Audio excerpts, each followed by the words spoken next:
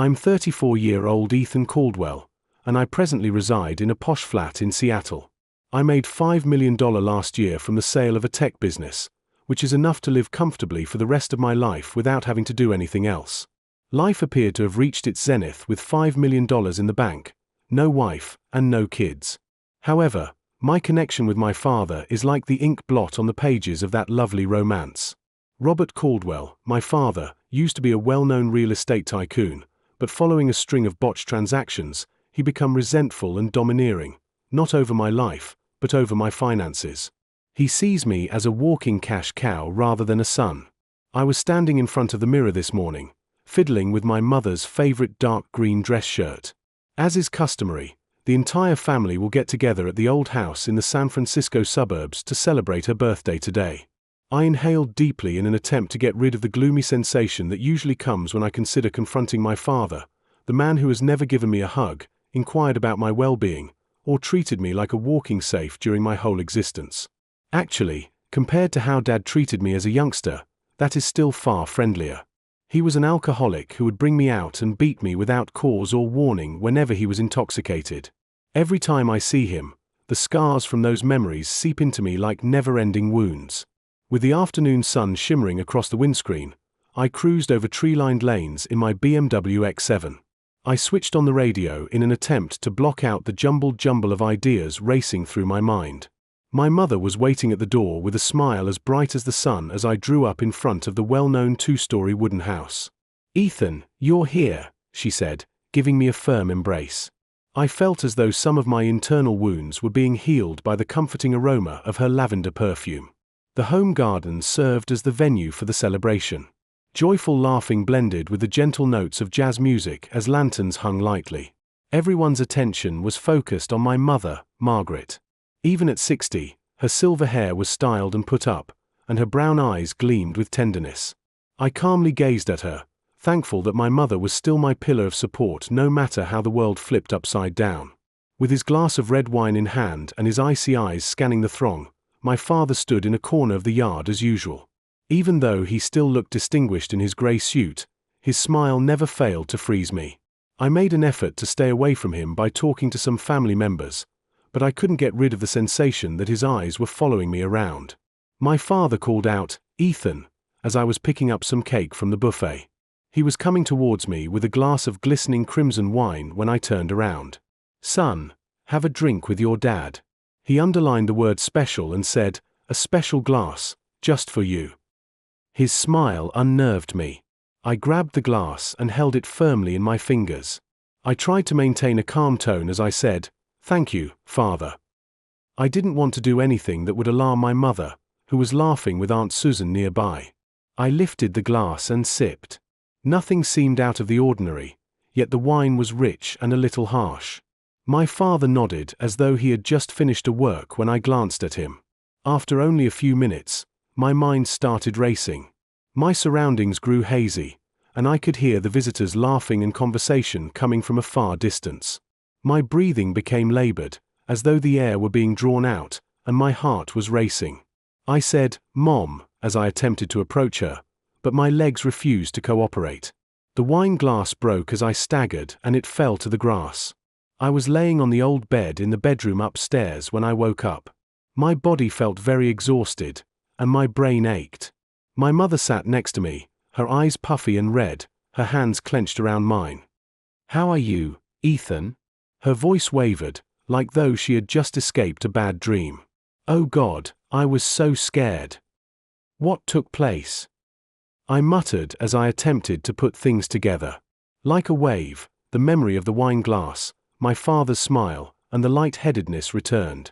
I glanced to my mother, hoping to find answers in her eyes, but all she did was shake her head and stroke my hair as she used to do when I was a kid. "In the garden, you fainted.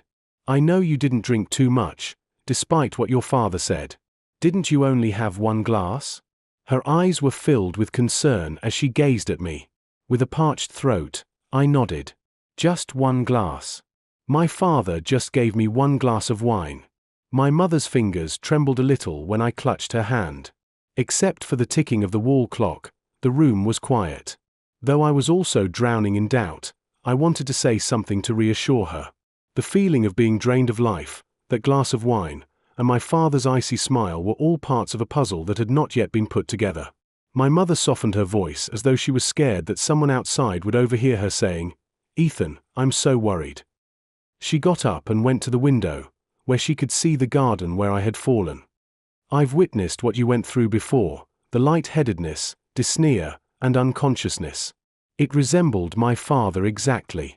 With my heart racing, I froze. "Grandfather?" My voice was hardly heard as I asked. My mother had told me that he had away unexpectedly when she was young, but I had only met him a few times as a youngster. He was a big man with a loud laugh. She had described it as a heart attack. With her hands gripped firmly as though to prevent herself from collapsing, she turned back to face me, her eyes crimson. Yes, following a night of drinking with friends, my father too passed out in similar manner. Like you, Ethan, he was healthy, showing no symptoms of disease. But he didn't wake up the next morning. Each phrase seemed to be dragged out from a long-buried anguish as her voice quivered. I put a hand on her shoulder as I approached her while standing. "Mom, I don't think it was an illness," I said, hesitant to express the thought that was raging in my mind, but I was forced to do so by the terror and hope in her eyes. "You are aware that I have routine examinations. My blood and heart are both normal. No indications of any inherited disorders." Her eyes widened as though she had just come to a horrifying realization as she turned to face me. "So, what do you suppose transpired?" Her voice was almost heard as she whispered. It seemed like I was standing on the brink of a chasm when I inhaled deeply. "Mom, I believe there was a problem with the wine glass that Dad gave me." She stepped back, her palm over her lips, her face pallid as the words poured forth. "What are you saying, Ethan? Your father is Robert." I saw a glimmer of uncertainty in her eyes, but her speech was full of grief. I tried to seem calm as I responded, "I know, but didn't you notice that he kept saying that the glass was special? After drinking it, I passed out."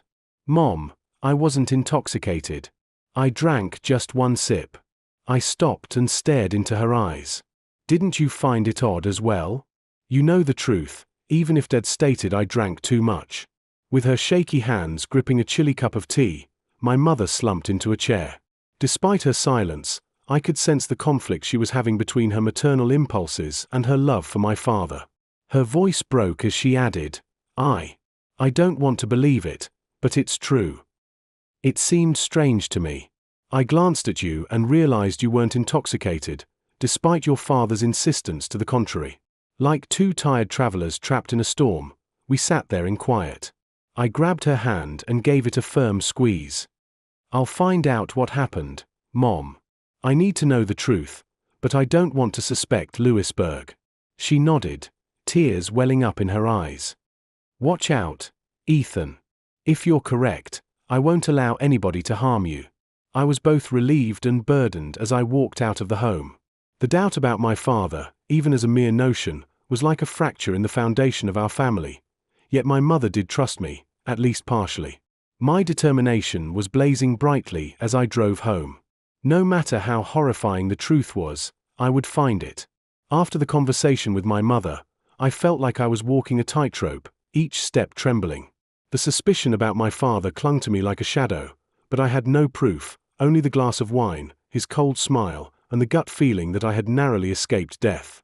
I wanted to forget, to believe it was all in my imagination, but every time I looked in the mirror, I saw my own eyes, the eyes of someone who couldn't stand still. Thanksgiving arrived, bringing with it the biting cold of November. My mother called, her voice gentle but filled with hope. "Ethan, come home for dinner, will you? Just one evening." I wanted to refuse, to stay far away from the house now shrouded in darkness, but I couldn't bear to disappoint her. "I'll come," I said, though my heart felt heavy as lead. The old house appeared under the glow of dusk, the light from the windows spilling out like small flames. I stepped inside, the smell of roasted turkey and pumpkin pie filling the air, but it did nothing to warm me. My mother hugged me, her smile still radiant, but I saw the worry hidden in her eyes. My father sat at the head of the dining table, a glass of red wine in hand, his grey suit impeccably pressed. He looked at me, his smirk sharp as a blade. "Ethan, Are you feeling all right after that fall in the garden? His voice was even, but I could hear the mockery in it. I sat across from him, forcing a calm expression. I'm fine, Father. Thank you. But my hands clenched under the table, my nails digging into my palms. My mother bustled about, bringing out dishes, her chatter with Aunt Susan filling the air, but my focus was solely on my father. His gaze followed me like a predator stalking its prey. When the main course was served, my father stood, raising his glass. To family, to Thanksgiving, he said, his eyes locked on mine. He handed me a glass of red wine, its color glinting under the candlelight like fresh blood. Drink, Ethan. This one's special. The word special rang out, identical to the night of my mother's birthday. My heart pounded, every instinct screaming. No, I wouldn't let it happen again. I took the glass, my fingers trembling slightly. My mother was in the kitchen, fetching dessert. My father watched me, his gaze challenging. In that moment, I knew I had to act. I pretended to drop my napkin, bending down to pick it up, and in a split second, I swapped my glass with his on the table. The movement was lightning fast, unnoticed by anyone. I sat up straight, my heart pounding like a drum, sweat trickling down my forehead. My father raised his glass, took a large sip, then turned to talk to Uncle Paul. I gripped his glass, now mine, but didn't drink. I waited, watching. 10 minutes, 20 minutes, nothing. I started to think I was paranoid. But then, about 45 minutes later, my father stopped mid-sentence.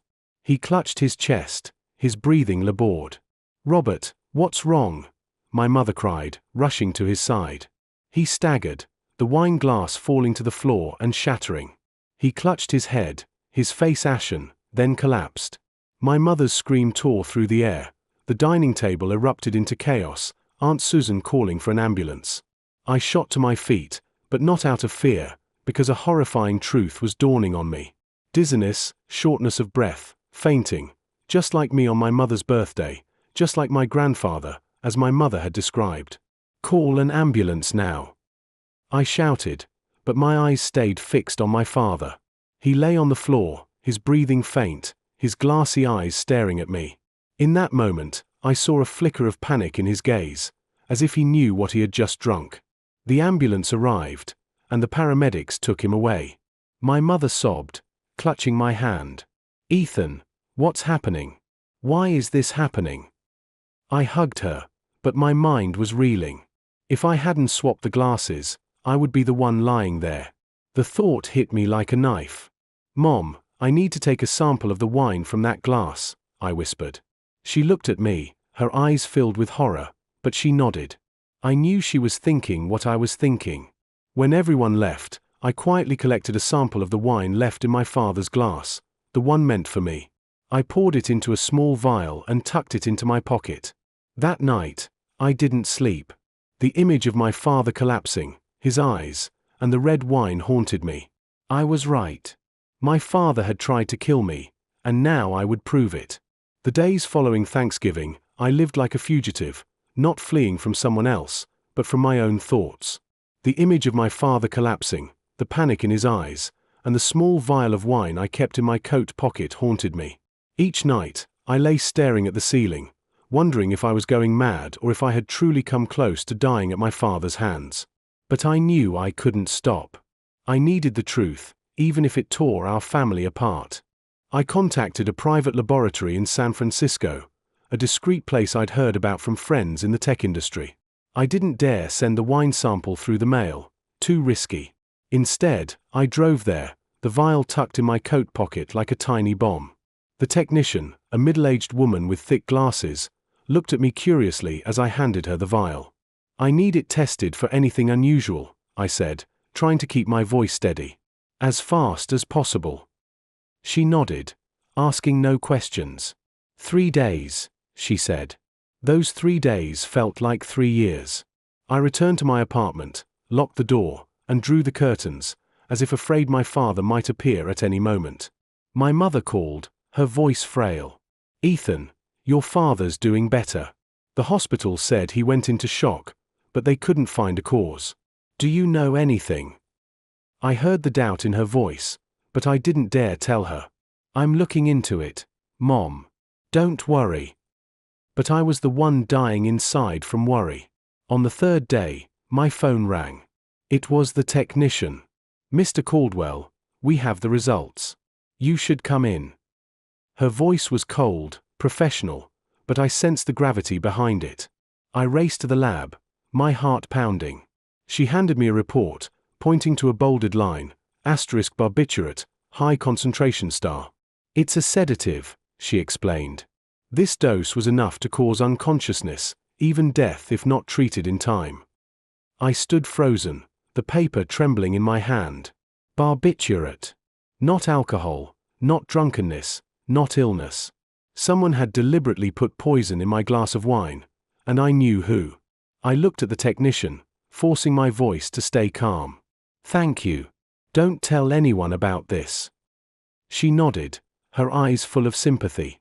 On the drive back, I circled the city, my mind reeling. My father, the man who raised me, the man I had once tried to please despite his coldness. Why? Then I remembered my wealth, $5 million, no wife, no children. If I died, my father was the legal heir. The realization hit me like a punch to the chest. He didn't just want to control me, he wanted me gone. I parked by the bay, watching the waves crash against the rocks. The cold wind blew, but I felt nothing except the anger burning inside me. My father had tried to kill me, not once, but twice. And if I hadn't swapped the glasses on Thanksgiving, I wouldn't be standing here. I gripped the report tightly, resolute. I would confront him, not for revenge, but so that my mother and I could be free. My father was discharged from the hospital a week later, looking weaker, but his eyes still sharp as a blade. My mother wanted me to visit, but I knew this wasn't an ordinary visit. I brought the lab report, tucked in my coat pocket like a protective talisman. As I stepped into the old house, I saw my mother in the kitchen, preparing tea. Ethan, you're here, she smiled, but I saw the sadness in her eyes. Your father's in the living room. I nodded, took a deep breath, and walked in. My father was seated in an armchair, a glass of wine again, in his hand. He looked at me, that familiar smirk curling his lips. Ethan, come to visit your old man? That's good of you. His voice was light, but I could sense the weariness beneath it. I need to talk to you privately, I said, my voice firm. My mother was in the kitchen, out of earshot. He raised an eyebrow, gesturing for me to sit. I didn't.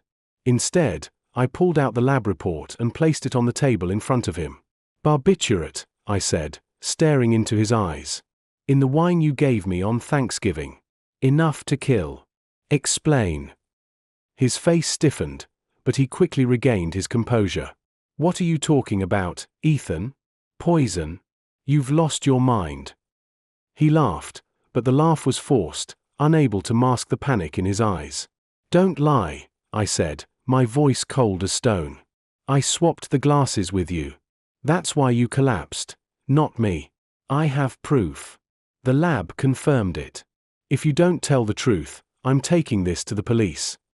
Silence. Only the ticking of the clock and my father's heavy breathing filled the room. Then, like a wall crumbling, he slumped, his hands covering his face. Ethan, forgive me, he whispered, his voice breaking. I only meant to knock you out. I was going to forge a will, take your money. I'm in too much debt, Ethan. I had no way out. I stood there, looking at the man who was once my father, now just a desperate shell. His confession cut like a knife, but strangely, I didn't feel anger, only sadness, deep and heavy. Why, Dad? I asked, my voice hoarse. I'm your son. He didn't answer, only bowed his head, tears streaming down his cheeks. I thought of my mother, of the years she spent living with a man like him. I wanted to call the police, to make him pay, but I knew it would destroy her. I won't go to the police, I said, my voice trembling. But from now on, stay away from me and don't ever touch Mom. I turned and walked away, leaving him in the cold room. As I stepped out, I saw my mother standing at the door, her eyes red. She had heard everything. I hugged her, feeling her body tremble. "Ethan," she whispered, but said nothing more. I knew from this moment, everything would change forever. I left the living room, leaving my father sitting there, his head bowed like a broken statue. His confession echoed in my mind, each word a fresh cut. I had thought confronting him would bring relief, but it didn't, only pain, heavy and cold. As I stepped into the hallway, trying to hold myself together, I saw my mother standing at the kitchen door, her hands gripping the frame, her face pale. "Ethan," her voice trembled, her eyes red and brimming with tears. I froze. She had heard it all, the confrontation, my father's confession, everything. I walked to her, wrapping her in a hug, feeling her tremble in my arms. "Mom, I'm sorry," I whispered, as if she were the one at fault. I never imagined Robert could. I led her to the garden, where the lanterns still glowed faintly from her birthday. We sat on the wooden bench, the silence broken only by the rustle of the wind through the trees. I held her hand, waiting for her to speak. Finally, she took a deep breath, her voice steadier.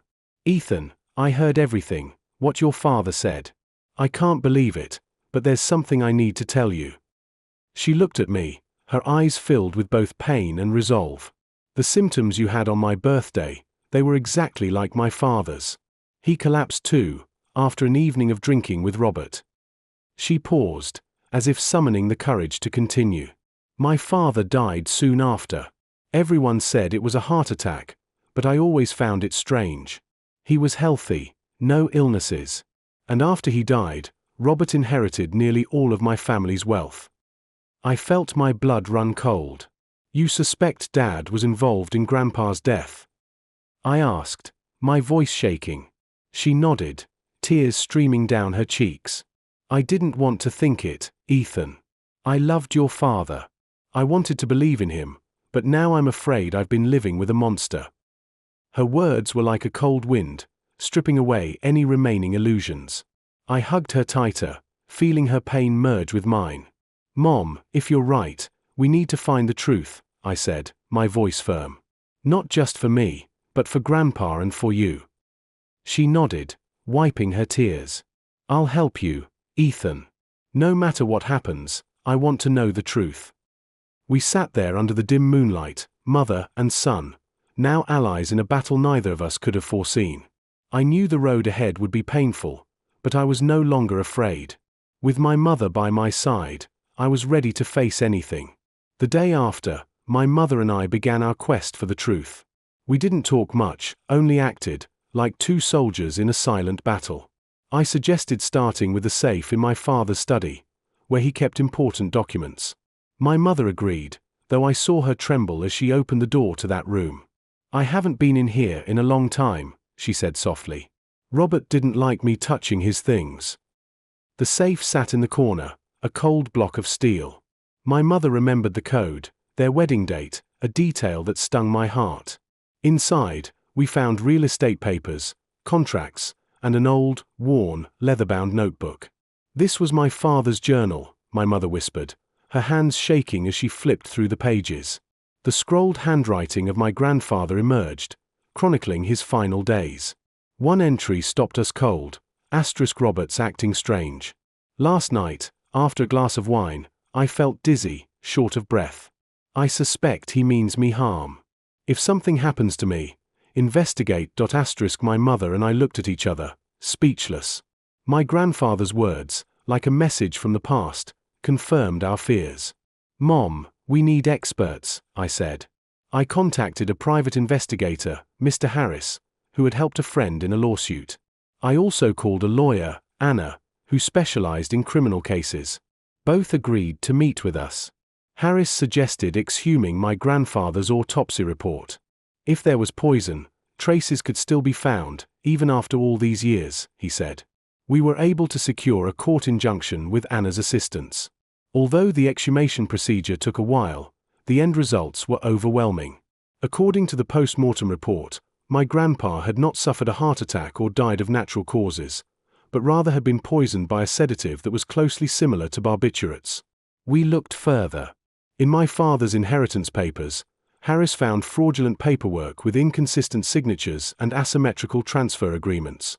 Every bit of evidence served as a brick in the wall of guilt that surrounded my father. My mother sat next to me, her face hardening as she read each page. She broke off. I lived with him for more than 30 years. Ethan, I didn't know anything. I grasped her hand. You are not to blame. He lied to both of us. However, I noticed a blaze of resolve rather than sadness in her eyes. She was no longer the obedient wife. She was a daughter, a mother, and a woman who wanted justice. My mum didn't think twice. With a firm voice, she declared, I'll sue him. Not just for you, but also for my dad. Robert must make the payment.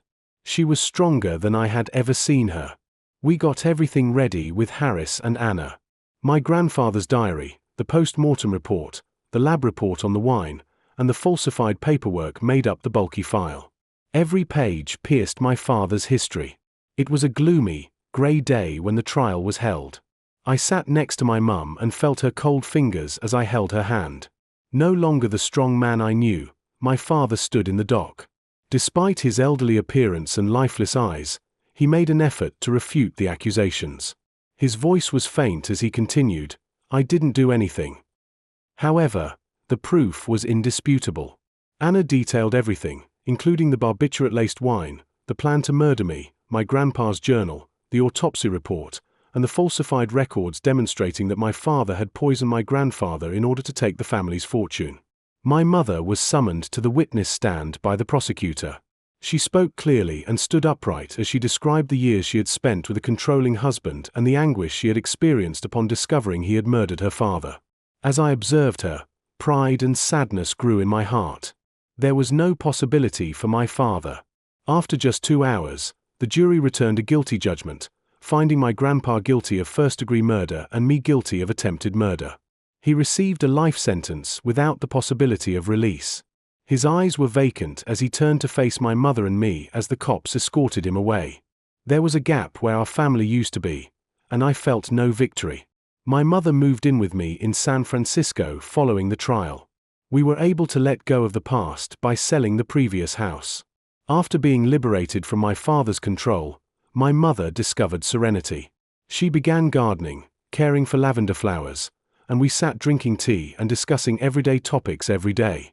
As I glanced at her, I noticed that her grin had returned, but with a hint of sorrow. Mom, are you okay?